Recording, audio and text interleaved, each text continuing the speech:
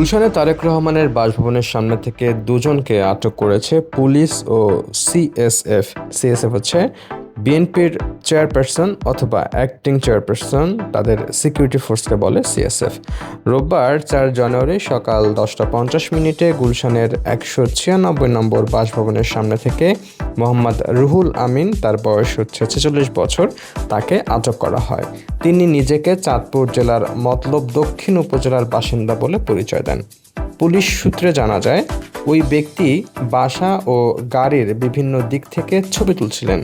বিষয়টি সন্দেহজনক মনে হওয়ায় পুলিশ ও সিএসএফ তাকে জিজ্ঞাসাবাদের পর আটক করে। এর কিছুক্ষণ পর বেলা 11টা 15 মিনিটে একই বাসভবনের সামনে থেকে মোহাম্মদ ওমর ফারুক নামের অন্য এক ব্যক্তিকে আটক করা হয়। তার পরিচয় তাৎক্ষণিকভাবে নিশ্চিত হওয়া যায়নি। পুলিশের দাবি, সন্দেহভাজন হিসেবে দেহ তল্লাশি চালিয়ে তার কাছ থেকে 2 পুরিয়া গাঁজা উদ্ধার করা হয়। দুজনের বিরুদ্ধে গুলশান থানায় আইনগত ব্যবস্থা প্রক্রিয়াধীন রয়েছে বলে জানিয়েছে পুলিশ।